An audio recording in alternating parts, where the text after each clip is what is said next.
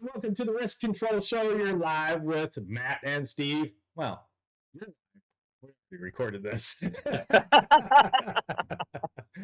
any rate, Matt, I got a question for you.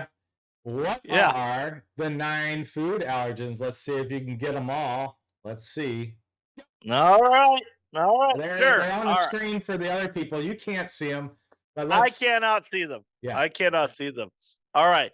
It is peanuts and tree nuts. So two types of nuts. Then we have dairy and eggs, your classic breakfast. You have fish and shellfish, so our allergens from the sea. Then we have our grains, wheat and soy and sesame. Those are the 9 big ones. Many other foods can lead to an allergic reaction, but either because of the common frequency of these allergens or the severity of the allergic reactions, these are considered the big 9 by the Food and Drug Administration. Well done, man. You got all 9. Were you cheating? I'm so Were you reading off something, or was that memory? No, I'm supposed to know that, so I know that. That's awesome, man. Well, why? So, so Matt just recently recertified for his food safety training certificates to be an instructor and all that good stuff. So, we're offering those courses still, and this is one thing that we've been doing a lot of lately. And I think it's important to understand these food allergies and how to kind of combat them and what to do, especially in public service areas where you're dealing with schools and things like this. Obviously, if you just watch the other episode, you don't want to have a nanny state here, but you do have to protect those folks that are out there, um, you know, and potentially exposed without their consent or knowledge to Right. these types of allergens. And I think we've done a pretty good job throughout the school systems of reducing those types of allergens where possible. Right. Right. Yeah, I think so. And the key is making sensible decisions, such as peanuts, of course, are well known to lead to an extremely severe reaction, anaphylaxis that can be fatal. So as a result, you don't see peanuts in schools anymore, and that is a sensible choice. And you don't see ingredients your sourced ingredients for the food are not coming from sources that also have peanut manufacturing sites. So there's no possibility of crossover or mixing. So and that is sensible, but it's broader than that because it's an issue that restaurants and food service establishments still need to do too. And then even I mean, I go down the rabbit hole. What about street vendors? We've been seeing a lot more of those. What are the controls there? So yeah, we need to take that seriously and ensure that everybody knows how to prepare their food, knows how to source their food properly to protect their client base from exposure to potentially fatal allergic reactions. Absolutely. So, EpiPens are on the school site. We we recently had a discussion about the EpiPens, and I want to make 2 points here. A lot of times people go, "Oh, peanut allergies, they're ruining everything." What you need to understand is by the time a child enters kindergarten, they know whether or not they have a peanut allergy, and it's Yeah. not something slight. These are very severe, and the response, I mean, we've lost a lot of kids. We have lost kids due to peanut allergies, or Yeah. even asthma and things like this, because the response is so time consuming. So the EpiPen thing is a great um, tool to Yes. utilize to help in the prevention, or the rescue in the event that something happens. The problem is that the EpiPens are in the nurse's office, or they're in some other location, and and Yeah. I talk about this to ad nauseum, and that is, you have to put them in a response time that's very close. We talk about doing jujitsu and blood chokes and air chokes. And if you got an air choke, you got 10 seconds maybe.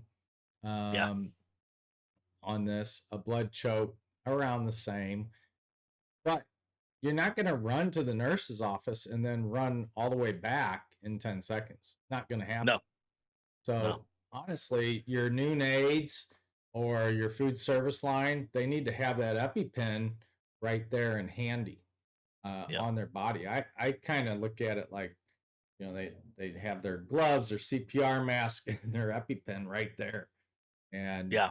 I we talked about that. How'd that go with the training? They agree with that? Yeah, they did agree, though, as you might expect. The EpiPens are located in the nurse's office. They were not located in the food service areas, so that's something I recommended. Maybe looking into adjusting that, and at least having something a little bit closer. Keeping in mind that we were talking about different sites, so I'm not sure how close food service was to the nurse's office Too on far. broadly, but yeah, it almost certainly was too far.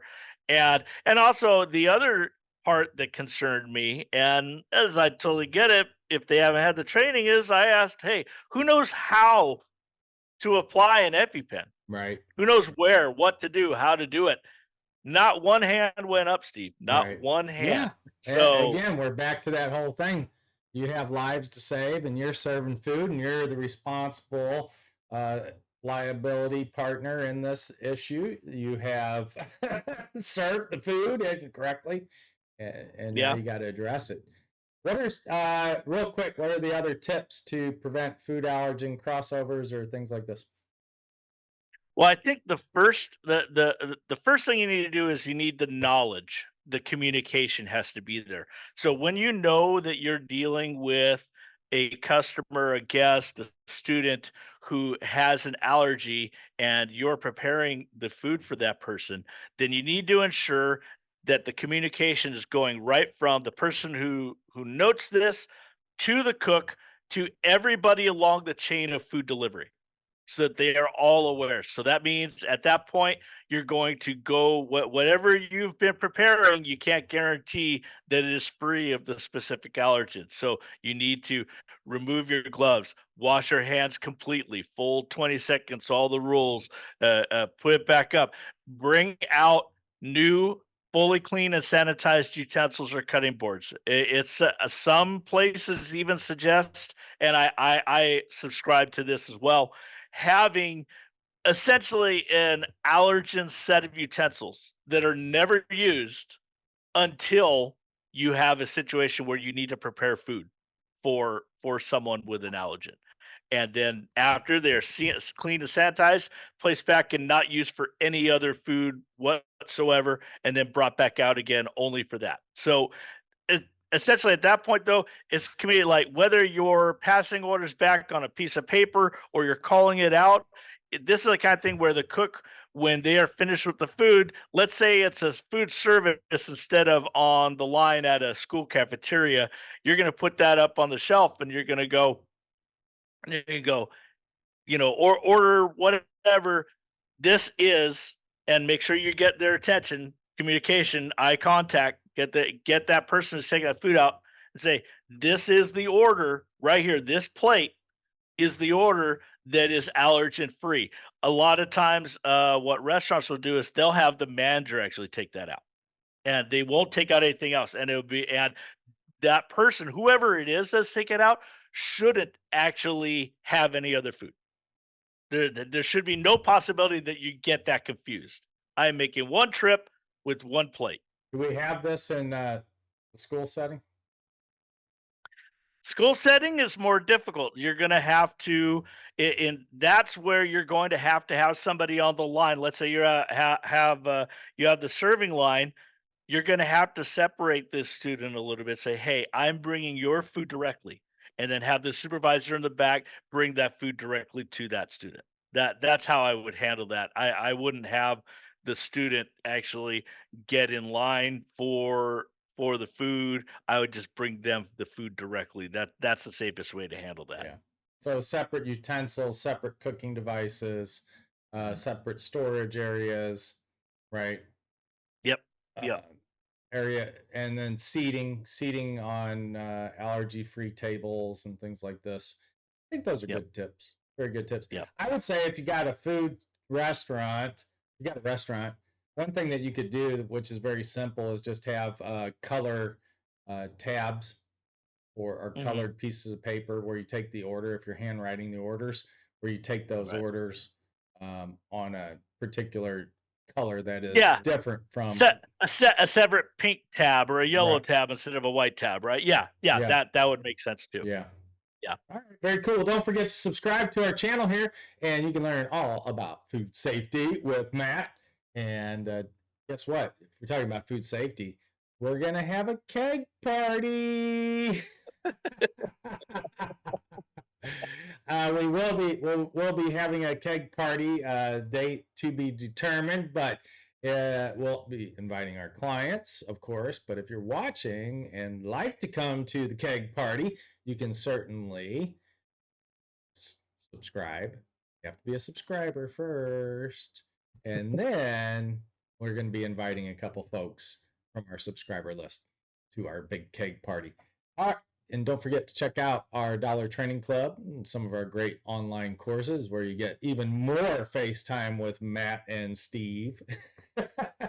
And without further ado, to blue.